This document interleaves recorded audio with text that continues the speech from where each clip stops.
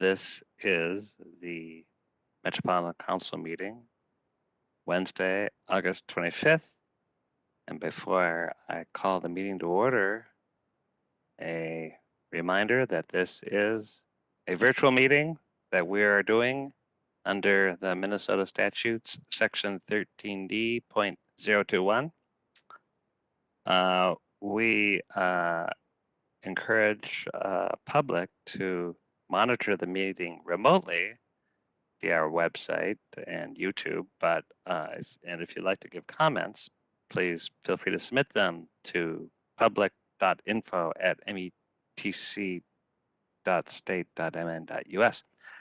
We actually are offering public to make comments by pre-registering during the public invitation portion of this virtual meeting. So stay tuned. I will ask Liz now to establish a quorum. So Liz, you may call the roll if you're here, and I think you are. Atlas Ingebretson. Here.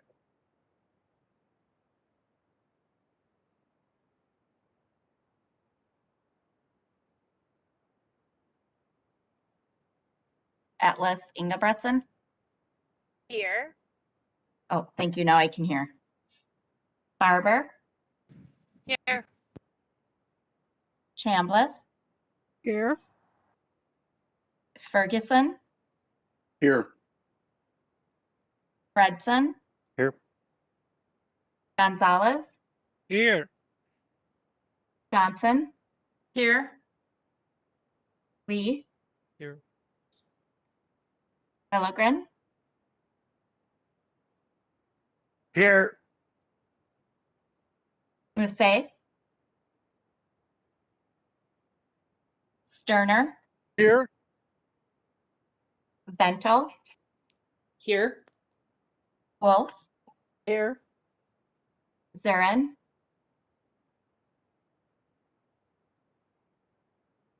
Zurin. And Chair Zelli. I'm here. We have a quorum. On to the approval of the agenda, which was sent out in advance. Unless I hear an objection or an amendment, I will assume that the agenda is approved. And on to the minutes. Is there a motion to approve the minutes of the meeting of August 11th, 2021? Chair Zelli, this is Sterner, and I'd motion to approve the minutes from the meeting. Second Thank by you, Councilmember Chambliss. Sterner. Thank you, Councilmember Chambliss. Any discussion? All right, hearing none. Liz, please call the roll. Atlas Ingebretson. Aye. Barber. Aye. Chambliss. Aye. Ferguson. Aye. Edson. Aye. Gonzalez. Aye. Johnson. Aye. Lee. Aye. Lilligren.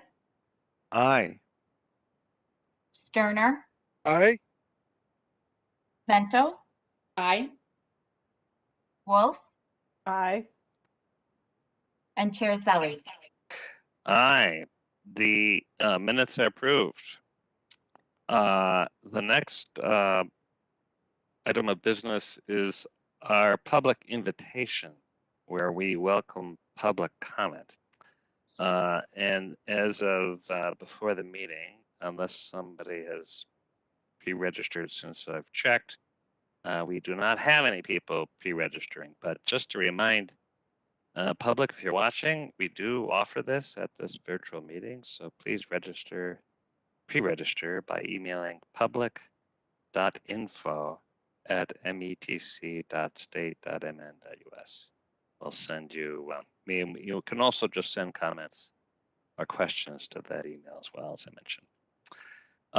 We're on to a business item under the business section, and I believe that's Councilmember Ferguson. Thank you, Mr. Chair. Business item 2021-25 preliminary 2022 budget property tax levies.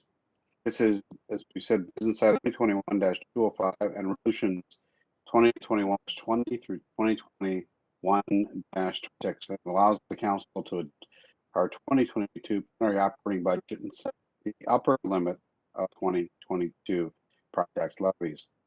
The proposed budget is consistent with the budget presented at the council meeting on August 11th, 2021. Preliminary budget authorizes an overall property tax levy of $9.5 million, which is an increase of 2%. This is the first step in council's adoption of the 2020 budget, and I will incorporate the capital bid into the unit budget along with any additional changes to the operating budget, present and adopt the 2022 public comment budget. Based on feedback we received from the public and any additional change needed, we will adopt the 22 final unit budget in December. And our finals of the council could reduce but not increase the property tax levies adopted today in the preliminary budget. Mr. Chair, Yeah. the motion is that the Metropolitan Council authorize the 2022 preliminary budget as proposed in accordance with the attached table. Thank you, Councilmember Ferguson. I think you were coming across a little garbled. It was for me, and I think. Mr. Chair, would you like me to read it? Well, let me get a sense because I heard the motion, but is there a kind of interest in hearing that? Maybe Judy, you could read it, just so we can get it clear. Yeah, if you wouldn't mind, just at least the motion. Thank you, Mr. Chair. I'm happy to second it as well, but I'll reread the motion. Again, this is business item 2021-205, preliminary 2022 budget and property tax levies. Business item 2021-205 and resolutions 2021-20 through 2021-26 allows the council to adopt our 2022 preliminary operating budget and set the upper limit of our 2022 property tax levies. The proposed budget is consistent with the budget presented at the council meeting on August 11th, 2021. The preliminary budget authorizes an overall property tax levy of $90.5 million, an increase of 2%. This is the first step in the council's adoption of a 2022 budget. In October, we will incorporate the capital budget into the unified budget, and along with any additional changes to the operating budget, present and adopt the 2022 public comment budget. Based on feedback we received from the public and any additional changes needed, we will adopt the 2022 final unified budget in December. In our final budget, the council could decide to reduce but not increase the property tax levies adopted today in the preliminary budget. And again, Council Member Ferguson's motion was that the Metropolitan Council authorize the 2022 preliminary budget as proposed and in accordance with the attached tables. And I would second that, Mr. Chair. Thank you, Councilmember Johnson. And you came in loud and clear. Appreciate that. Any discussion, questions on this item? All right, hearing none, we've had a motion and a second. So Liz, you please call the roll. Atlas Ingebretson, Aye. Barber, Aye. Chambliss, Aye. Ferguson, Aye. Fredson, Aye. Gonzalez, Aye. Johnson, Aye. Lee. Aye. Lilligren, Aye. Sterner, Aye. Bento, Aye. Wolf, Aye. and Chair Zelli. Aye. Thanks, that motion carried. We're on to the consent agenda. Can I have a motion and a second to approve the consent agenda? Turner would make a motion to approve the consent agenda. Thank you. Vento seconds. Thank you, Councilmember. Any discussion? All right, hearing none. Liz, you may call the roll. Atlas Ingebretson, Aye. Barber,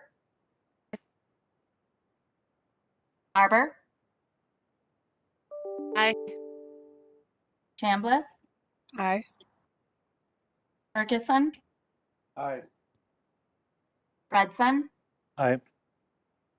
Gonzalez, Aye. Johnson, Aye. Lee. Aye. Lilligren, Aye. Sterner, Aye.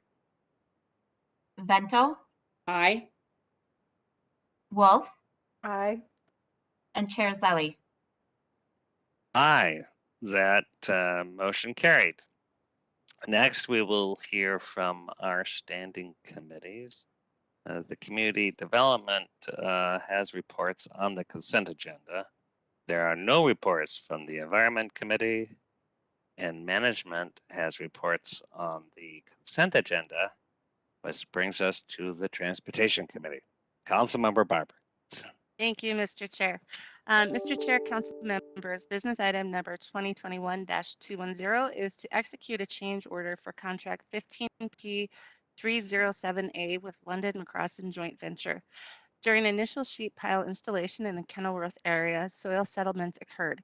An extensive monitoring program was then implemented, and it was determined that an alternative method was required next to a 10-story condominium building and parking ramp, known as the CICA structures, as the settlement observed posed an unacceptable risk.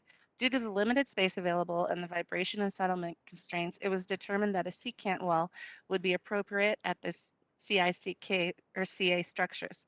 Staff is requesting that the council authorize execution of the change order for the secant well. Staff is also requesting that the council authorize a revision to procurement procedure 14-1A to permit an additional 9.49% cumulative cap of contract order authority for contract 15P 307A, in addition to the secant well change order. This request includes an increased cap authority for recent changes for additional contaminated soil disposal and grouting for the Kenilworth Tunnel construction and upcoming change orders required for the project. The change order, which is related to the secant wall work, will be included as part of the Southwest LRT project scope of work and the $2.203 billion budget. And we have Jim Alexander here to give us a short presentation, so to familiarize our council members with this action. So I'll turn it over to Jim. Welcome, Mr. Alexander. Well, thank you, Mr. Chair and council members. So I think we have a short PowerPoint to run through. Greg, you pull that one up.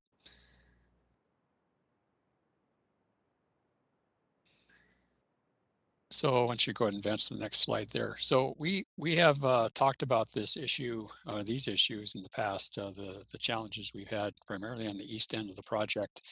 And so we have been looking at the corridor protection wall. That work is underway. That change order, as you recall, it's been presented to the council and approved, and work is underway. So tonight we're talking about the secant wall related to the Kenilworth Tunnel. And this is really as we had unforeseen conditions, and I'll talk about those as we get to subsequent slides here. But just want to mention that these two issues have created some challenges with our schedule, and not only the civil construction schedule, but our system schedule, and then ultimately our revenue service. And so we are still in the process of negotiating and landing on some costs associated with that with these delays, and also the schedule itself. So we're still kind of in the middle of all that right now, and we hope to give you an update on that as we move into the fall season here. So next slide, please. So this is the reach of the Kenilworth Tunnel. You can see in the black line there, about a half-mile length running from just north of our Westlake Street Station up to the channel between Cedar Lake and Lake of the Isles. You can see that little area in blue. That's where the SECA buildings are located. Again, the 10-story structure and the associated parking ramp. Next slide, please, Greg. So if you look off to the left is what we originally planned, and as Councilmember Barber had mentioned, we originally had planned to do sheet piles to install what's called a supportive excavation, allow the contractor to excavate and build the tunnel. And give you an idea, this this excavation is upwards around 35 feet. It varies a little bit more, a little bit less as you move across that half mile, but it's quite a deep excavation. And so we needed a pretty stout method of supporting the soil surrounding this excavation. And out of our environmental process, we had concluded that we need to do a non-vibratory process to install these sheets. Normally, these are driven by either hammer or vibration, and so we had to come up with another method, and we used this what's called a press-in piler that essentially has very minimal vibration to install the sheets. Well, as we were installing those sheets, we encountered some settlement as the contractor had to get these sheets in the ground, and we actually took a pause at that time and really took an assessment of what we could do, because we knew we were going to go right next to the SECA structures, and we did not want to see any settlement of those structures as we were proceeding with the work. So out of abundance of caution, we determined that we needed to come up with an alternative method, which you see on the right, which is called a secant wall. And that essentially is a series of columns that are drilled in the ground and filled with concrete. And so we essentially have the sheets installed mostly on the rest of the project, but there's about 500 feet of area that we need to install the secant wall as part of this change order. So next slide, Greg. So you can kind of get a depiction up in the upper left of what that looks like. Essentially, the contractor drills alternative locations and installs concrete, and then there's intermediate columns that are filled with a pipe pile, but they're essentially drilled into each other. So what you have at the end is just a series of grout or concrete columns that acts as a wall. And this is a very stout means of providing supported excavation. You can see the image on the lower right there, what that looks like off in the distance there. And to kind of compare that to the next slide, Greg. So I think we have some actual images of the construction. These were taken almost about a month ago, but you can kind of see the sheets on both sides on the image on the left. So if you can imagine, on the one side, on the right side of that left photo, we'll have secant wall to support that excavation. These are older photos. We since have things in the dry. The contractor's actually placing some of their waterproofing in the tunnel now. But Councilmember Barber, that's my presentation.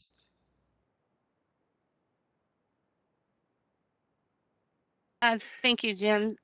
Therefore, Mr. Chair, I move that the Metropolitan Council authorize the regional administrator through the Southwest LRT Council authorized representative to negotiate and execute a change order for contract 15P 307A with London Macrossin Joint Venture in an amount not to exceed $29,979,444.69, and that the council authorize an additional 9.49% to the 20.33 cumulative cap of change order authority under council procedure 14-1A for contract 15P 307A. Thank you, Commissioner Barber. Is there a second to that motion?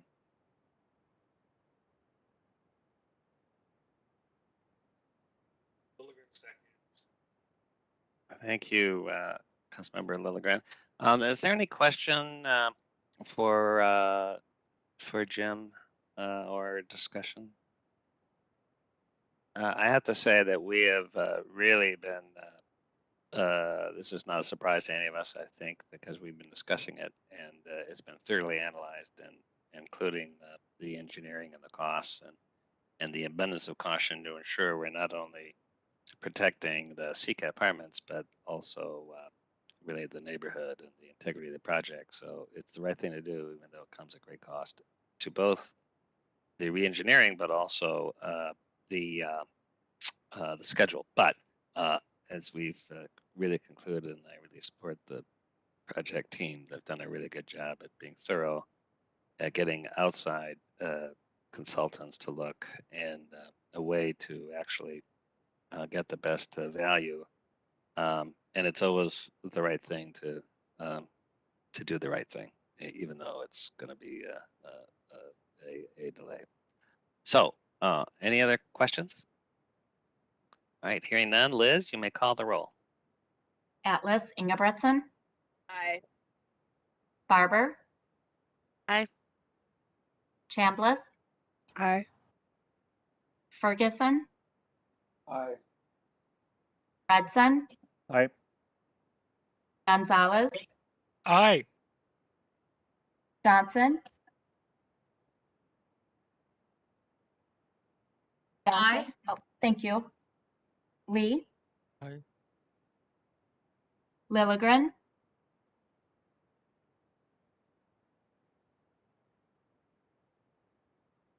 Lilligren, Aye. Sterner, Aye. Vento, Aye. Wolf, Aye. and Chair Zelli. Aye, that motion carried. So our final item is an information item from the Metro HRA Annual Public Housing Agency Plan. And we're going to hear from Terry Smith, who is an expert on all things in this area. So welcome, Terry. Thank you, Mr. Chair and committee members. Thanks for having me. My name is Terry Smith. I'm the director of the Council's Housing and Redevelopment Authority, and I'm happy to be here tonight with you. I'll be sharing an information item on the Metro HRA's Public Housing Agency Plan. And I think Greg's going to pull up a little PowerPoint for me. We've had several discussions on this topic at the Community Development Committee level. There has been some press on one of the issues in the plan and one of the proposed changes. There have been some public comments, and so there was a request to come to the full council with this item. So I'm happy to share this with you today. I'm going to keep it pretty high level. And if any of you, after this presentation, certainly I'll answer questions tonight. But if any of you want a deeper dive at a later date on some of these topics, I'm happy to provide that as well. So with that, next slide, please, Greg. So the Public Housing Agency Plan is a document that's required by the U.S. Department of Housing and Urban Development for all agencies and housing authorities that are either administering a housing choice voucher program or a public housing program. And as you all know, that council administers the largest Section 8 housing choice voucher program in the state of Minnesota. The document serves as a guide and informs HUD, our funder, program participants, and the general public of the Metro HRA's mission for serving the needs of low-income families in the region. Next slide, please. So there are two parts to the Public Housing Agency Plan. One is a 5-year plan, and that's a more detailed version that's submitted every 5th year. That document is currently approved and it's posted on the website for the period of 2020 through 2024. And the purpose of this document is really to provide the long range goals for meeting the needs of low income persons in the region and the programs that we will operate to meet the needs of low income persons in the region. Next slide, please. The second part of the annual plan process is an annual plan. And this is a document that's submitted each year. We make revisions each year and submit them to HUD. It's the subject of the public hearing that's public comment period that's open right now. And it provides strategies for meeting the housing needs in the coming year. Communicates the elements of the plan that have been updated or revised since the last revision for the year 2021, the current year. Next slide, please. The Housing Choice Voucher Administrative Plan is our main policy document, and it becomes a supporting document and attachment to the PHA plan. This is our primary policy document that all staff use to ensure consistent application of the program rules and informs the public of the programs that we will operate and how we will operate them. It contains mandatory policies that are laid out in federal regulation and also contains discretionary policies. And this document is also currently available for public review. Next slide, please. So we proposed some administrative plan revisions this year. The first two are targeted funding program growth. So we're adding 2 programs to our portfolio. One is the Foster Youth to Independence. So these are federal housing vouchers that will serve youth that are aging out of foster care and experiencing homelessness or at risk of homelessness. And the second one is a pool of emergency housing vouchers. We just received from the U.S. Department of Housing and Urban Development. We received 218 of them, and those are coming out of the American Rescue Plan. And they will serve people experiencing homelessness, at risk of homelessness, recently homeless, or fleeing domestic violence. There doesn't seem to be any controversial parts of those two areas of the administrative plan.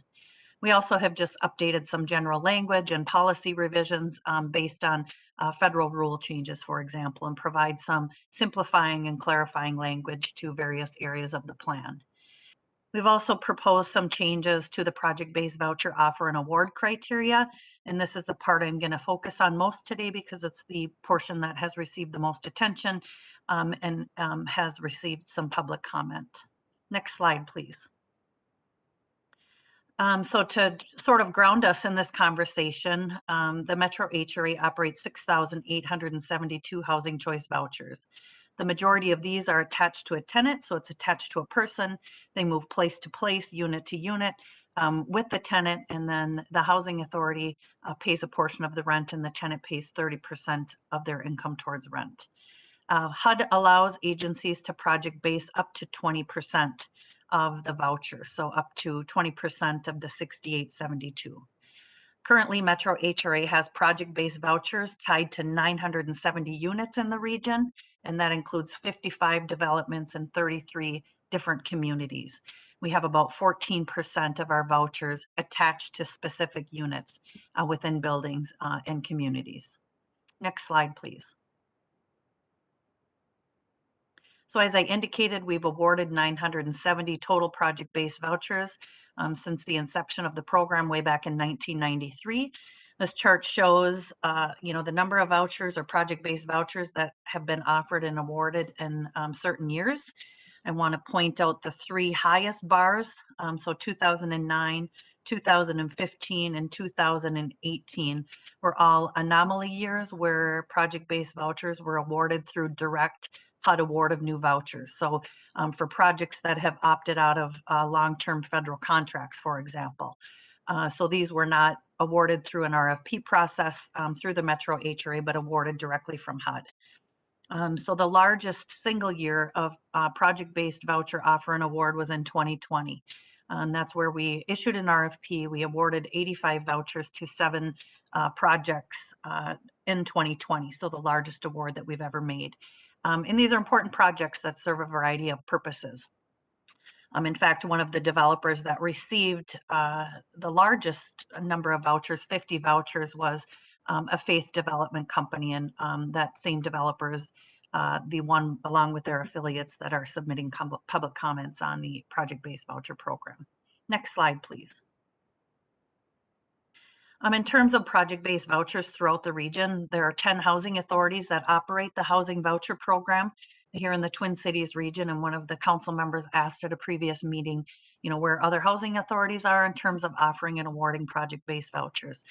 So this chart represents every housing authority in the region, the number of vouchers that they have, the number of project-based vouchers that they have, and then the percentage of their portfolio that's tied to project-based vouchers. So as you can see, St. Paul is the highest, and St. Louis Park with 16% of their vouchers awarded to specific units in particular buildings. Metro HRA is right in the middle, right below that with 14% of its vouchers tied to specific projects. And as you can see towards the bottom, there are 2 housing authorities that do not even operate a project-based voucher program. This is a discretionary program, so housing authorities all over the country can choose whether or not they want to operate a project-based voucher program. And it's not typical for housing authorities to be at the full cap of 20%, which is the max. There are some certain circumstances where we would be able to go up to 30%, project basing 30% of our vouchers for certain types of projects, but our current policy approval is up to 20%. Next slide, please. So we consider many things and many variables when we're determining whether or not to offer project-based vouchers in a given year.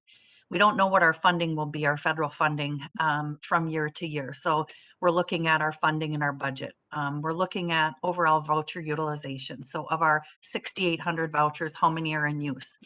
How many do we project are going to turn over each month? We have a certain number of vouchers that have regular turnover every single month. Used to be about 75 vouchers that turn over every month, and now we're less than 50.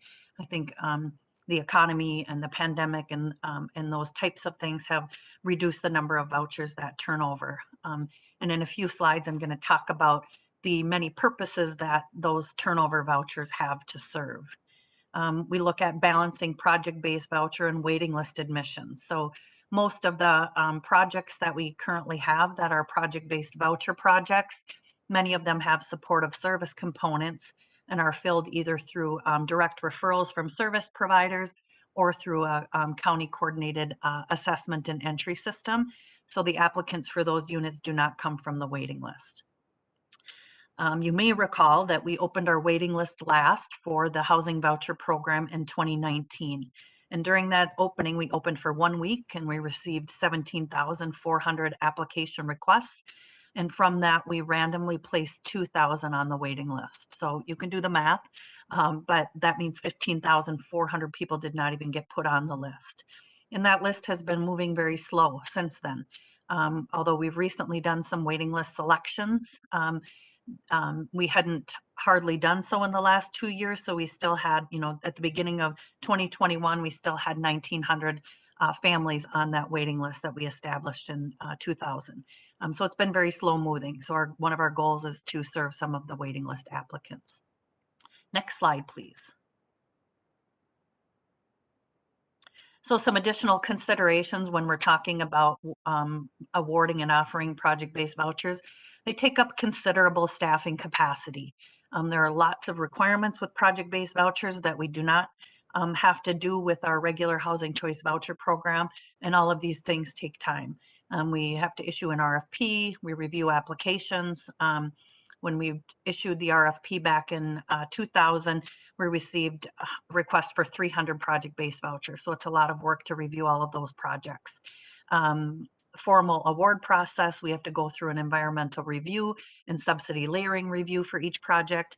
We have to monitor Davis-Bacon wage rates, which means for the entire construction period, we are reviewing weekly payroll to make sure that the workers on the construction site are paid prevailing wage. We spend time doing the initial building lease up, and then as units turn over, we're looking for people to fill those and process additional applications. Next slide, please. I'd like to talk a little bit about locational choice. With the Housing Choice Voucher Program, as I indicated in one of my first slides, these vouchers are attached to a person. So this person can move wherever they want with their voucher. They can move to any city in the country, any community in the country where there's a housing authority operating the program. And so they have full locational choice. Project-based vouchers have limited locational choice.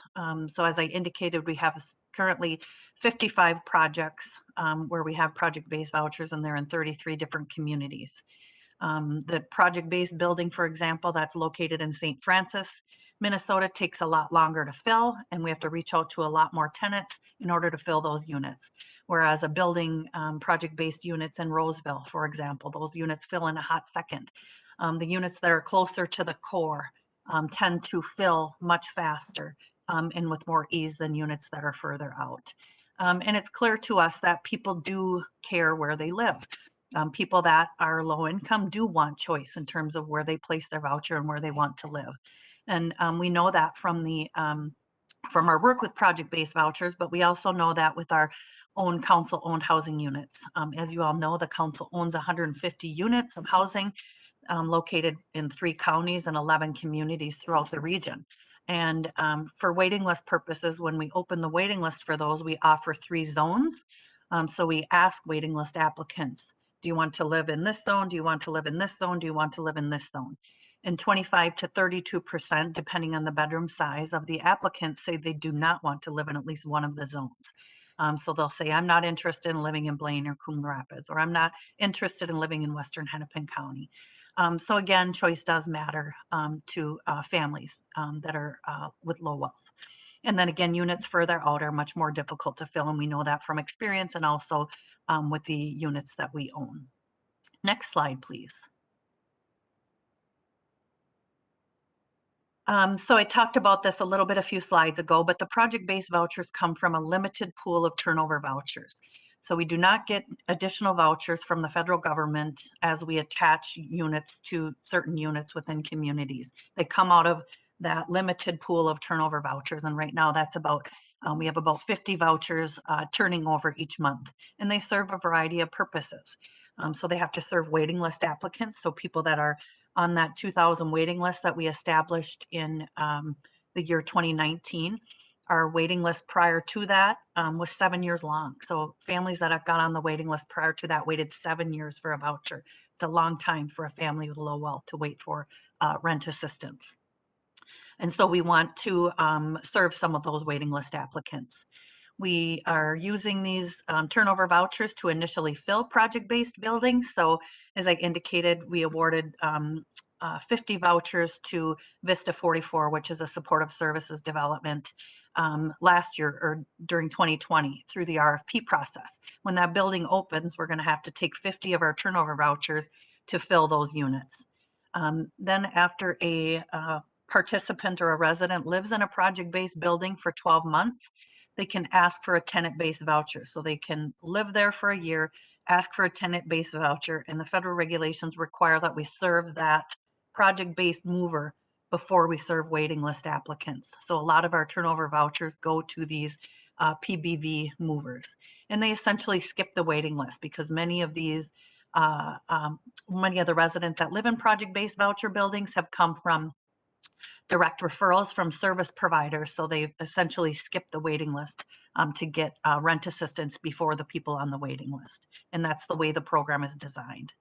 And then we also use a big chunk of our turnover vouchers for absorbing vouchers from another housing authority. So as I indicated, once a family has a voucher, they keep it as long as they're eligible and they can move wherever they want with it. As I also indicated, there are 10 housing authorities here in our region. For example, at any given time, we have a bunch of Minneapolis voucher holders living in our service area. I think we have 200 right now. I think we have 200 St. Paul voucher holders that are living in our service area. And when they arrive to our housing authority, we can choose to either bill Minneapolis or St. Paul, or we can absorb them into our own program, meaning they take one of these turnover vouchers. We don't want to absorb them because we want to use our vouchers for these other purposes, but we're forced to because of the capacity it takes to bill. It's administratively burdensome to be sending bills back and forth between housing authorities. And that happens, you know, we have people living here from Ohio, Chicago, Texas, all over the place. And it takes a lot of time for these billings and for reconciling these bills. So the point is these precious limited turnover vouchers have to serve all of these purposes. Next slide, please. So this slide is to give you an idea of how our turnover vouchers were used in 2019 and 2020. So in 2019, we had 654 vouchers turnover for the right reasons I just talked about. And then in 2020, we had 862 vouchers turnover. For many, many years, and historically up to this point, the waiting list admissions, which is the third sort of dark turquoise box there, we had more waiting list admissions than we had for project-based voucher purposes. Because we've awarded so many project-based vouchers in recent years, you can see that the project-based voucher program has taken more of our turnover vouchers than we have served the waiting list. And so that has sort of flipped. And, you know, I don't know what the point is, but we can get to the point where we're hardly ever serving our waiting list if we get too many project-based vouchers, because that will that program will take all of our turnover vouchers, and so it's a balancing act. You know, this is a topic that we discuss regularly with our partner housing authorities, Minneapolis and St. Paul, and we all grapple with the same thing. What's the right balance of that? Because sure, we want to serve all these purposes, but we can't because we have limited resources. Next slide, please. So in terms of the project-based voucher policy revisions in that policy document, hopefully you had a chance to take a look at the language changes that was in the business item, but we added some clarifying language to provide transparency to the PBV offer and award process. So we wanted to make clear to developers and the public that there's no guarantee that the PHA will offer project-based vouchers every single year. There are a number of things that we look at and variables that we look at when determining whether to issue project-based vouchers. And we've done so the last 7 years. And we've awarded so many that I think that's what's sort of caused the flip in not serving our waiting list and serving more project-based vouchers for our turnover vouchers. So we wanted to be clear to developers that there's no guarantee that we will offer every single year. And again, we don't know what our turnover is going to be in a given year. We don't know what our funding is going to be. And so it's balancing all of those things. Next slide, please. So this map, this is a map of the region, as you know, but it's also a map that shows the varying housing authorities. As I indicated, the Metro HRA is the largest administrator of the Housing Choice Voucher Program in the state. So we serve all areas in blue. So that's all of Carver County, all of Anoka County, and then suburban Hennepin and Ramsey. All the areas in white have their own housing authority and their own voucher program. So St. Paul, Minneapolis, Scott County, Dakota County, Washington County, etc. And we've added some policy language into our administrative plan document this year proposed that says that Metro HRA will prioritize project-based voucher projects, that's kind of a tongue twister, in its own operating area prior to considering projects out of its jurisdiction. Project-based vouchers have become incredibly competitive over the last couple of years. And so it's important that we serve our own service area, and these other agencies and these other areas exist for a reason. They have their own voucher programs. We are, however, the largest administrator. So we have 6,800 vouchers, where Scott County has 400 vouchers. Dakota County has 2,300. Washington County has less than 200. I forget their exact number, but so there are varying numbers of vouchers administered by these agencies. Next slide, please. So we're in the public comment period. So the 2022 Public Housing Agency Plan, as well as the administrative plan, is currently posted for public comment. We're accepting public comments through August 31st. We had a public hearing on August 16th at the Community Development Committee meeting. At that meeting, we had three verbal commentaries. They were all from one faith-based developer or affiliates of one faith-based developer. And then we've received, well, I submitted this PowerPoint on Friday, and we at that point had 23 written comments. We now have 84. And the 84 comments are all from this affiliates of this same faith-based developer that wants project-based vouchers. And what they want us to do is change our policy document, our administrative plan, to say that we will commit to awarding project-based vouchers every year. And in my opinion, that's not a possibility because we don't know whether we will have the funds to do so. There isn't an agency, a housing authority in the country that has that much detail in their policy document, just because there's all these moving pieces that play into that. But that has been their request. And of the 84 comments that we received, most of them are using the same language that was drafted by this faith-based developer. And you know, they have good point. There's an extreme shortage of affordable housing. We're essentially in an affordable housing crisis. Families with low incomes cannot find affordable units to live in. Waiting lists are long, waiting lists are closed, and it's really, really tough. We get 100 phone calls a day, and many are from applicants looking for affordable housing, and many are from applicants that are on our current waiting list wondering when they're going to get their voucher.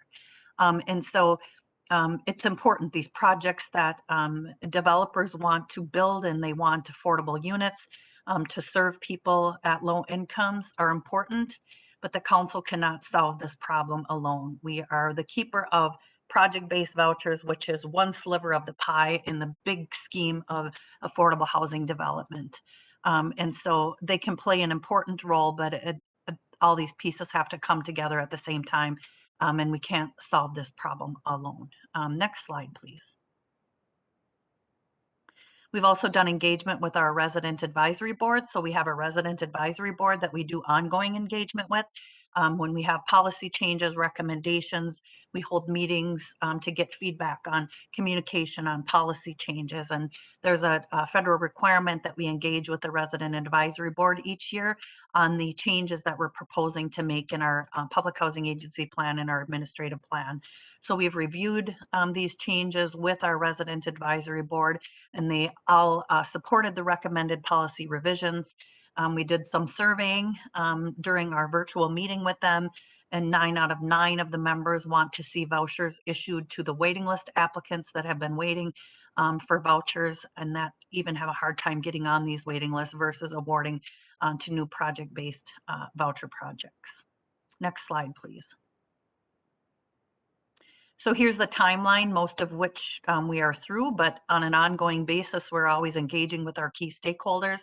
That includes, we have landlord focus groups where we talk about these items with. We have our resident advisory board that we engage with on a regular basis. We're always looking at making changes to make our programs better, more efficient for the families that we serve. We established our public hearing date with you all back in June. In June and July, we hosted our resident advisory board meetings. August 16th, we had our public hearing.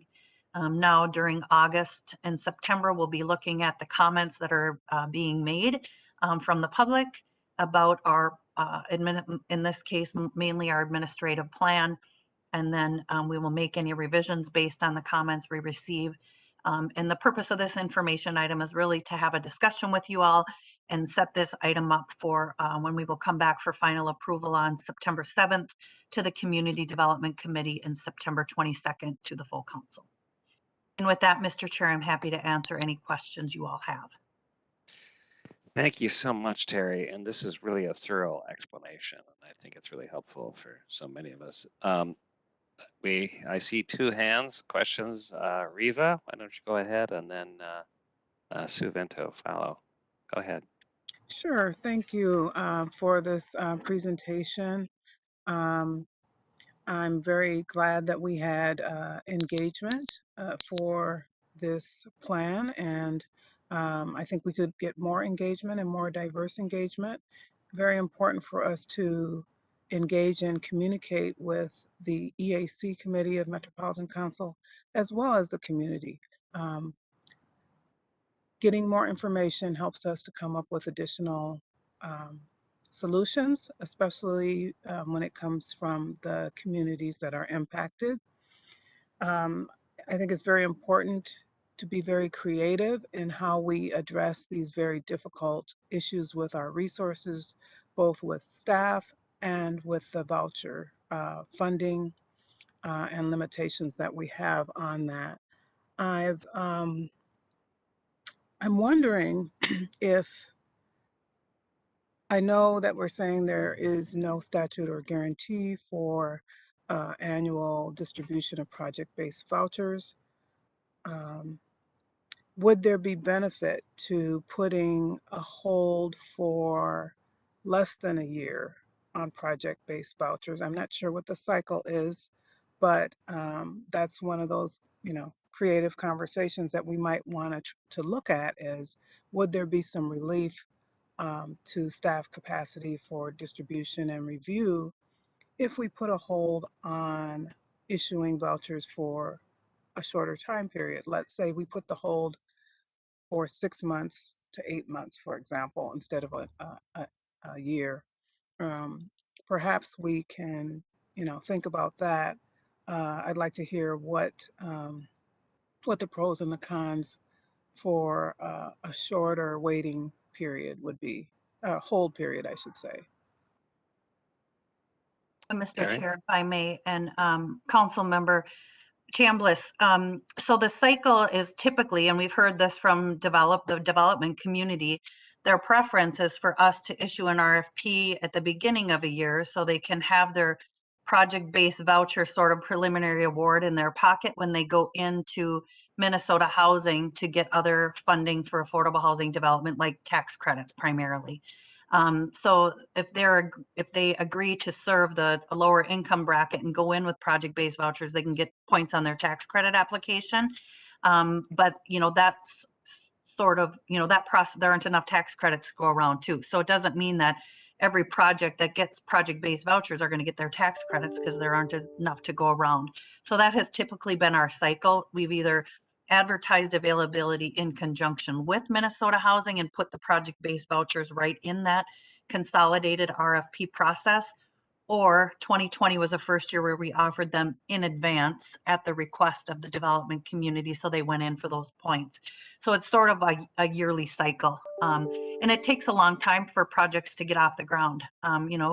The projects that we awarded in 2020, well, they ended up getting awarded like January 2021, but those projects haven't even broke ground yet. So, it takes a long time for this to cycle through. So it's sort of an annual process. Go ahead, Sue. And then we also have Robert and Judy with their hands up. So, Sue Well, Bento. thank you, Mr. Chair. First of all, Terry, I want to just thank you and Stephanie and your entire team for all the work that you do on this. Those of us who serve on the Community Development Committee have the benefit of your regular presentations to us, and we've learned so much from you about this issue and all of the challenges that are faced when it comes to affordable housing and meeting all the hurdles that exist out there, particularly those that come from the federal government. I kind of have an off the wall thought, and you don't have to respond to it tonight, but I'm interested in us thinking about the possibility of somehow being able to convene a conversation that includes the whole region, all of the HRAs in the region, plus HUD, to take a look at how we might look at novel ways of dealing with this issue. Because I find it hard to believe that we're the only ones facing this kind of pressure. And with the hopefully sometime in my lifetime post-pandemic period occurring, and I say that with tongue in cheek, but also with a desire to pick up a rosary bead. Post-pandemic, it will be interesting to see how everything shakes down. I'm particularly concerned about the next few months and what's going to happen in terms of housing.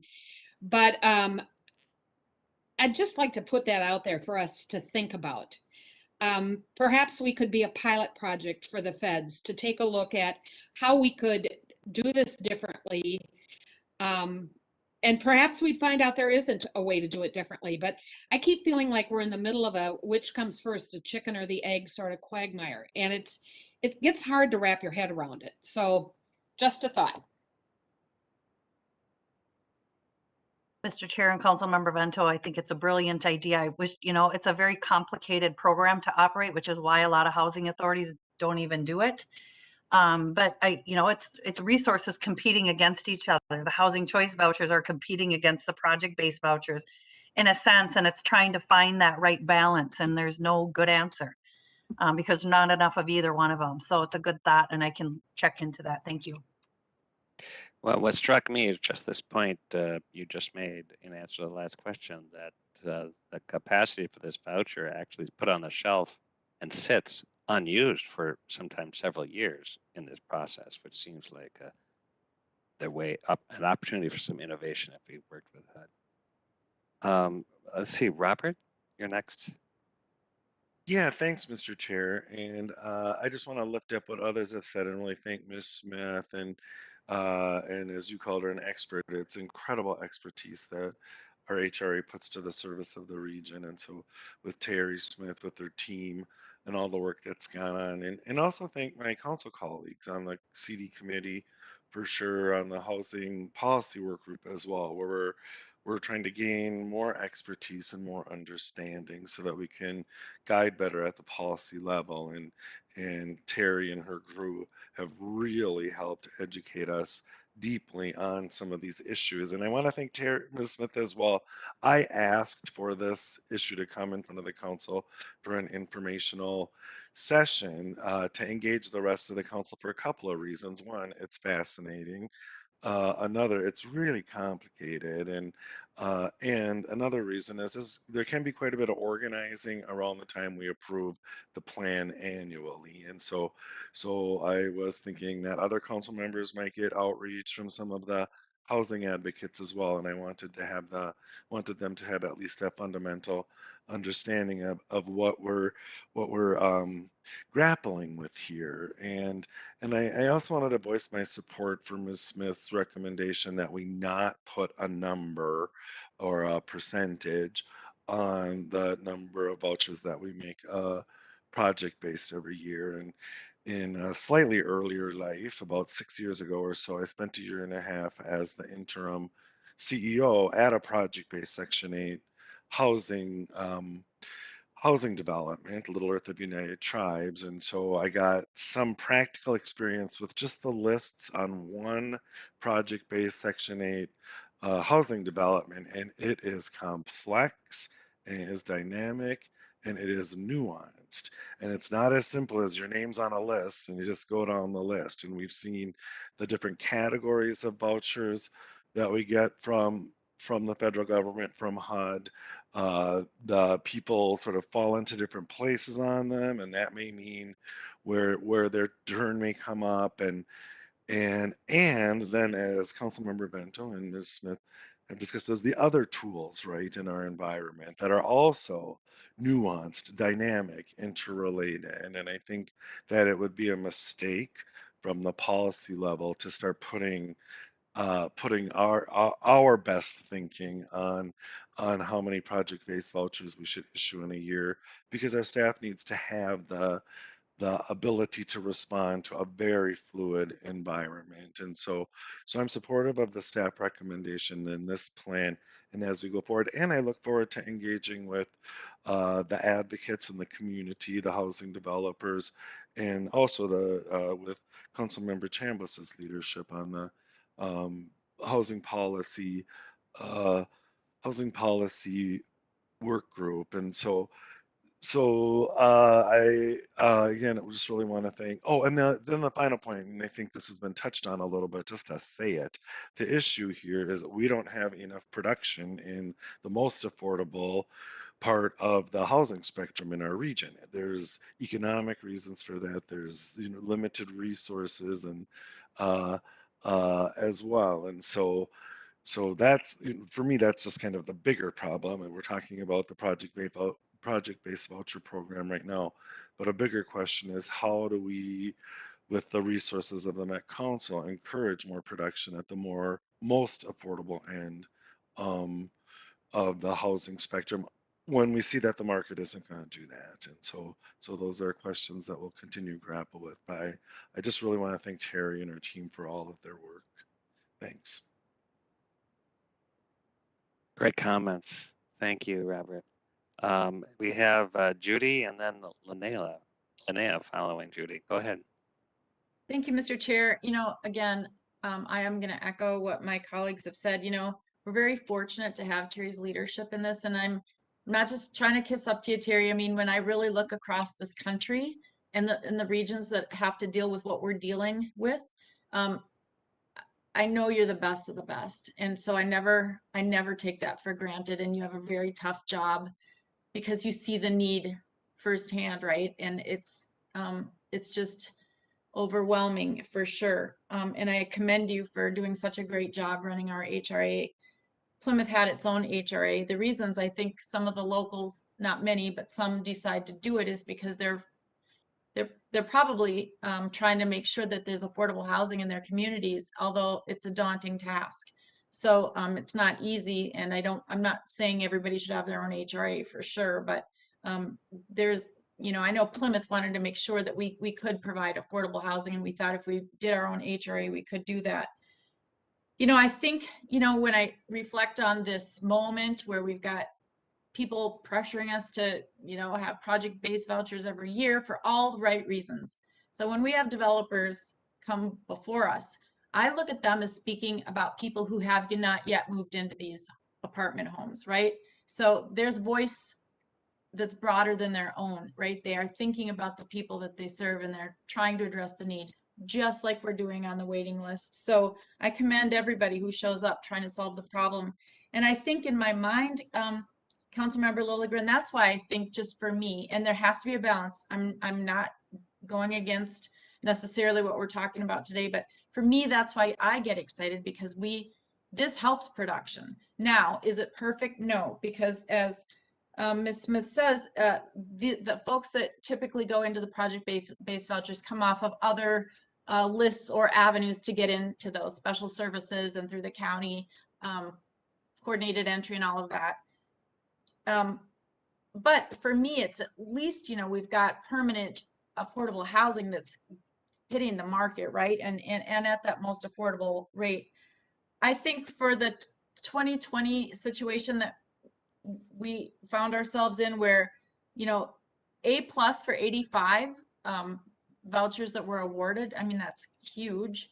And I think maybe it partly, at least for me, as I heard about this program, it was coming to CDC last year, I was excited because we were coming in ahead of them going to Minnesota Housing, which kind of helped them, show that they've got a preconditioned approval of a voucher, which might help them get points. But even with that said, Ms. Smith is right. You don't always get one on your first try. Sometimes it takes 2 and 3 tries before you'll get your vouchers to get your tax credits. But I think part of it might have just been that we set up to 200 vouchers. And I think that might have been the number that people, were extra excited about. And maybe when we only, and I shouldn't say only, when we offered that wonderful number of 85, I think there were those thinking, well, gosh, maybe we could still figure out a way to move up to that 200 mark that we ourselves had put out there as the number. So in part, it could have just been managing some expectations around that. And for the projects that didn't make it on the last round with Minnesota Housing, I think there was the hope that some of the projects that were in line that were very close could hopefully come back in this year or that second year to just push it across the finish line. And also, many of these developers, yes, it's helping them if they get a project-based voucher, preconditioned or whatever, to secure points, but also that works. Sorry, always bad timing on these. Sorry about that. But they take them to the local units of government or other places too to find funding. So it's definitely useful in those other areas. As I always said, there's a bunch of gaps in funding. And Ms. Smith is right. We are not going to be the magic wand, one size fits all solution here. It's going to come in many, many ways, forms, and phases. So I think that could have been certainly part of it, thinking there might be some additional vouchers that we could award in a subsequent year. And I don't know this, and I can take it offline.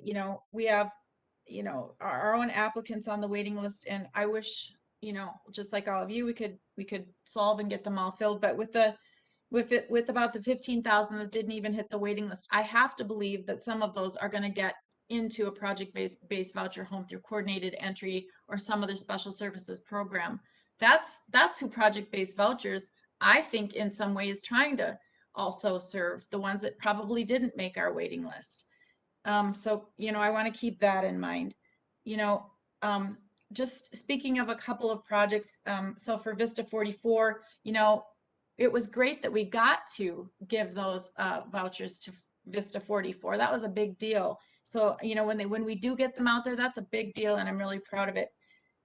Talking about possibly not working with local HRAs because we have to serve the Metro HRA going forward. I get that. I do get that. But I would say for Cranberry Ridge, which was a deeply affordable, hard fought development that is under construction right now. And again, in a suburban community where it took us quite a ways to get that approved just because of the difficulty of the site and everything needed. But those project-based vouchers that came in addition to Plymouth's HRA vouchers, made it happen. So just remember that sometimes that's part of that unique partnership where we can flex and work together.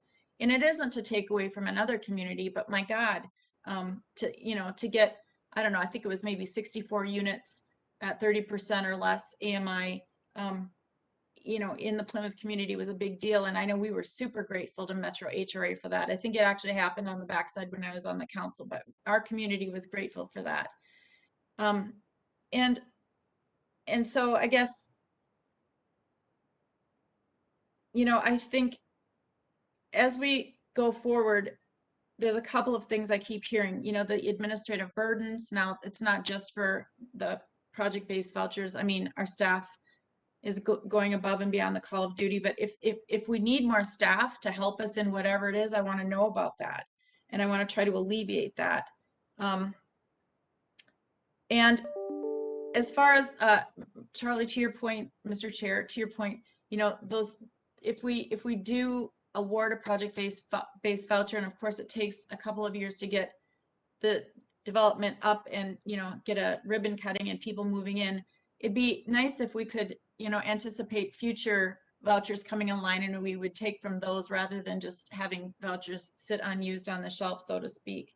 So I guess all in all, I'm just trying to say, you know, I don't want to be, I really don't want to be too prescriptive where we say we won't do something for sure, or, you know, we will. I'm not sure why last year we thought going up to 200 was a good idea, and this year it seems like we're really pulling back. I don't know if there's a big movement between the 2 years and what we're trying to do. The waiting list has been there and will continue to be there.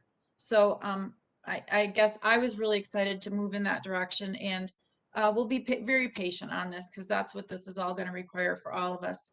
So I think for me, you know, I can see where we're at.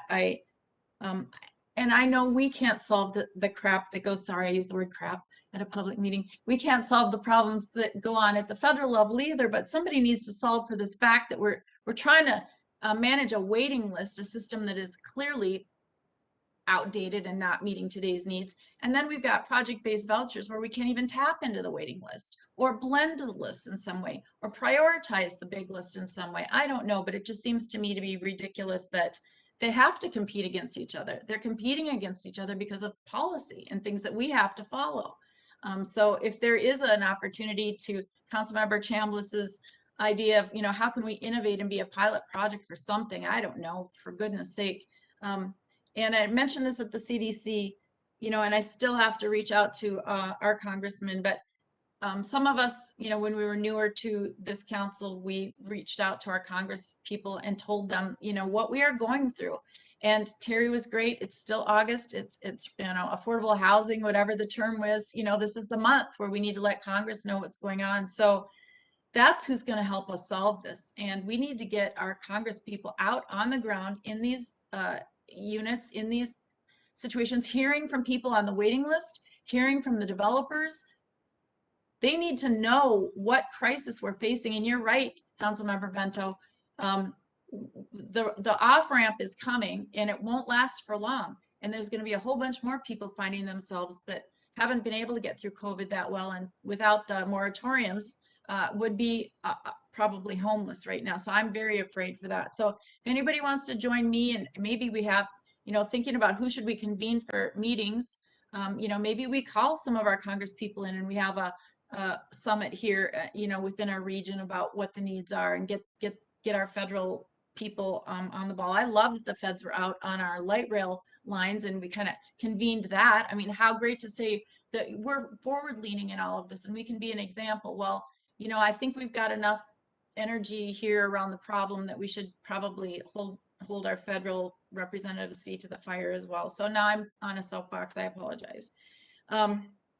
So I guess with that, the only last thing I want to say is it's probably true that you know, some of the far-flung suburban projects that get vouchers might be less desirable if people need to stay in the inner core. But let me remind everybody here, there's a lot of pressure on the suburbs to keep providing affordable housing, and project-based vouchers happens to be one of the ways that we can do it. So, you know, it's a catch-22. You know, you want the vouchers, but then at the same time, is that where people want to live? Well, I hope so, because if that's not the case, I don't know what we're doing. And that was probably an overstatement on my part, but you know, I'm going to keep leaning in on this. It's, again, I appreciate what staff is doing. I'm not disagreeing with it, but for me, I think where people found themselves caught last year was in the up to 200 vouchers, and then not being able to come back. So as we move forward, I know Ms. Smith has mentioned this too, that we learn along the way. And that's what I think this new policy and new ideas are representing. Some of those things that we've learned even over the last year, we're incorporating into this. So with that, I'll say thank you to everybody for listening to me. It's really one of the reasons I ran, or not, I didn't run. I didn't have to get elected to this, but what I really wanted to be on the Met Council and be appointed, and I love working with all of you, and I really appreciate staff, but I'm going to keep pushing for whatever it is we need on every front. So thank you very much, Mr. Chair. Thank you, Trudy, and I really appreciate both your expertise and your passion, and that really speaks to a lot of the we keep saying expertise, but really kind of experience we have really around this table, both within staff and among council members. Linnea, I know you had your hand up. Yeah, I'll be brief, but that doesn't mean I don't care. I just want to say I totally support the plan and Terry Smith, what you shared today, and really appreciated Robert, you bringing it back forward for the broader council to hear. I think that was right on and good timing. There is a certain amount of privilege that shows up in times when certain populations can advocate in ways that can be given hierarchy. So I also am really grateful that we have a hierarchy that we have to balance, because we realize our system is great at hearing from certain populations, and certain populations are great at talking to our system. But I want to recognize that it wasn't, it was within the time of this council and recommendations of this council that we have an advisory committee. So it's awesome that you got the chance to use it in multiple ways. I hope, Terry, I'd like to hear it, but I hope, at that time you're probably like, one more thing for us to do. But man, how powerful is it to hear that you're talking directly to residents impacted by this? So I just want to say, kudos to the council members who were part of encouraging us to take that step. I know a number of us were. Kudos to staff for taking that step and for engaging them in this dialogue, so the people impacted by the decisions have a voice that we can recognize and should be valued just as much as others who are comfortable advocating for their interests in the way that historically institutions like ours has collected information. I also just think it's really that there were a number of really good observations about the difference, the challenges, and maybe even some opportunities and some of the dynamics. And I personally, as someone who got a lot of personal engagements on this topic, would really value visual storytelling of that. And so I just think it's something that would serve us well also, so that people don't think we're ignoring what they are passionate about, but we can bring them in to the complexity and the challenges that we're facing in a way that reaches people more effectively. And I think infographic, I just visualized a bunch of visualizations of the lived experience that Ms. Smith shared with us about everything from where people are comfortable living versus not, to the challenges of the competing interests, and that visual image in my mind of 17,000, wanting to get on the list, and 2,000 getting in, 15,000, right? Like that is, and that we're not touching it for 2 years.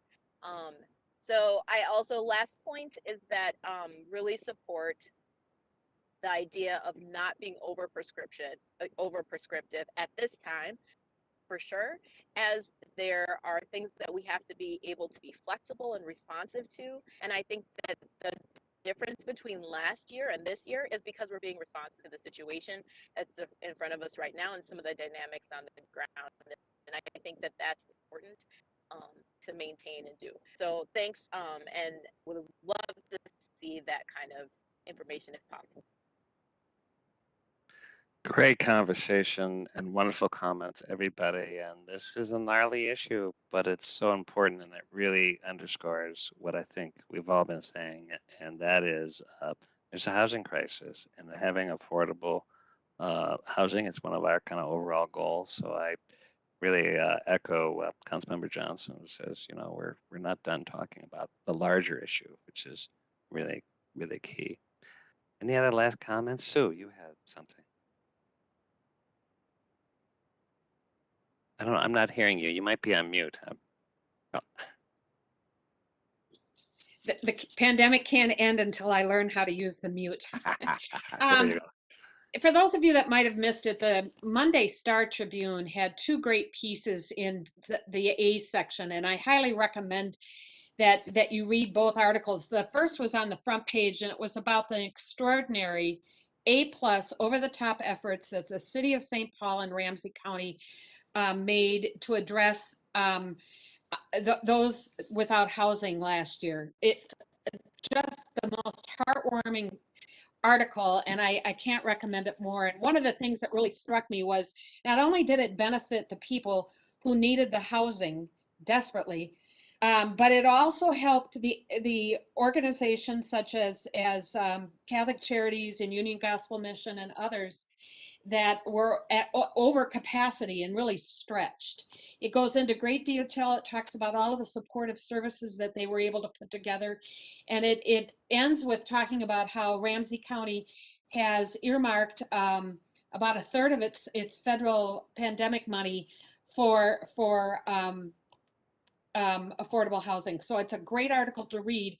And then further inside on the opinion page, there's a terrific column about that kind of challenges our thinking. It's a counterpoint to a previous column about local housing solutions. And it includes leaders from 4 organizations, and it makes the pitch that local housing solutions are best addressed by cities. And I think whether it's our city leaders or our county leaders, to the extent that we can engage them in these conversations, I think it'll be really beneficial. So I just wanted to toss that out there. I highly recommend these articles. Great. Thank you, Sue. Any other comments on this issue? Well, Terry, you have a fan club here, but know that you're really explaining something and come with some pretty thoughtful recommendations. And I've had this conversation with you just one-on-one, so I'm gradually sinking in the complexity and how important it is. We're focusing on what we need to do the best good, knowing that there isn't any one right answer. So this to be continued. I know that this is not up for any vote now, but it is going to be coming up, and we'll all hear from advocates and others. Any other final commentaries you want to leave us with? Mr. Chair, thank you so much. All the comments are helpful. I did want to just clarify one thing. When we award project-based vouchers, all the vouchers are still in use. They're not really sitting on the shelf. Okay, that's helpful. I said that. Yeah. The turnover vouchers, we just count on those turnover vouchers to have them available when we need them. So our vouchers are always pretty much all in use. So just a clarifying point, and in case someone from the public thinks we have them just sitting over here on the shelf behind me, we technically don't. So thanks. That's what I thought. I thought there were a bunch of them right on top of your file cabinet. That's really helpful, Emil. Thank you. That's good. All right, still complex. Well, all right, thanks everyone for this great conversation, and Terry especially, I really appreciate it. And to be continued, I know we're going to continue talking about it. I really appreciate we're doing that here in the council meeting. That brings us to the end of our meeting. We have opportunity for some reports. I'll just briefly say a hats off to the Met Transit staff, and there's almost too many to mention. Wes's group, Judd, others who helped facilitate a hearing yesterday with Senator Smith, who is the chair of the subcommittee, Housing, Transportation, Community Development. So interesting that she actually chairs this subcommittee of the ranking for the Banking, Housing, and Urban Affairs Committee. And you know, it's not just transit, it's housing too. So well, it's really good to have a friend in Senator Smith, and we might actually have more to talk to her about. But yesterday's hearing, a field hearing, the first time in 7 years, there was a field hearing for this committee to talk about Minnesota transit, and we had the administrator, the federal transit administrator,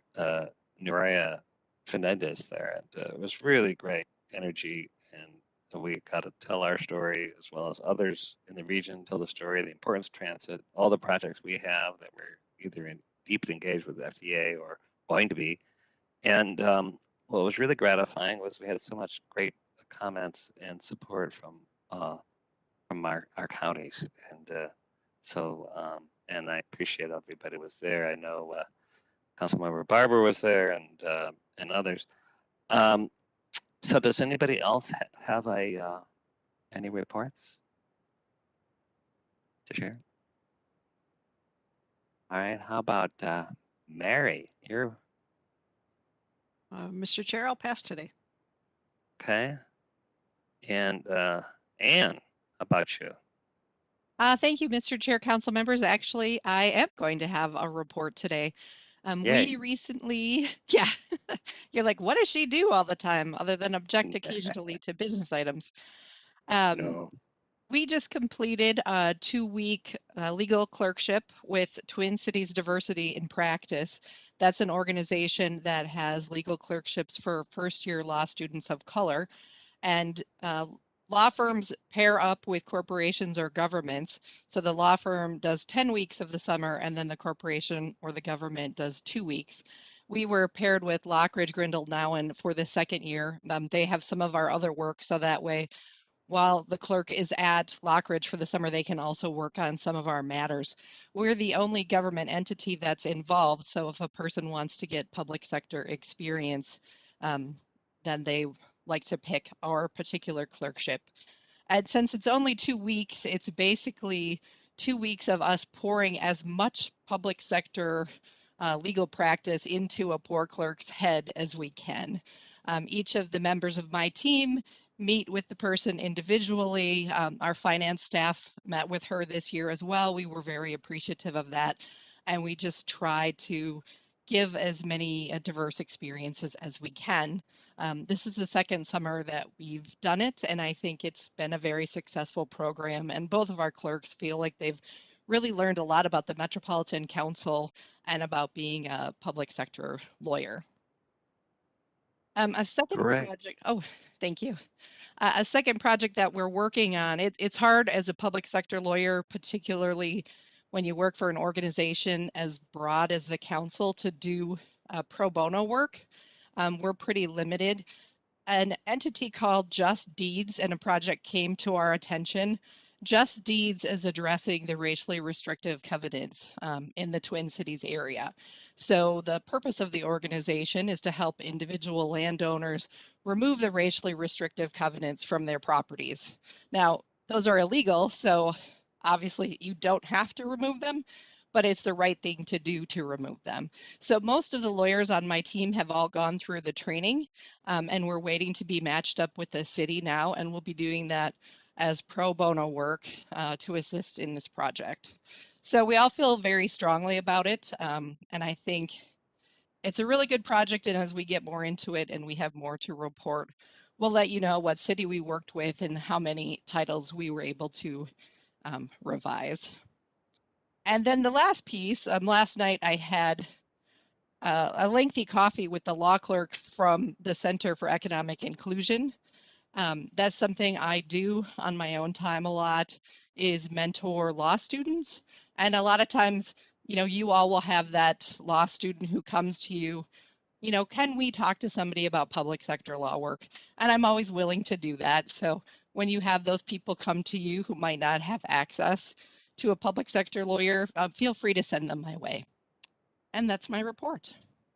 Anne, thank you. Those 3 items are really wonderful, and I obviously the internships and the engagement is so important, but also this takes back to our mapping prejudice projects that were done at the University of Minnesota, and the fact that we can actually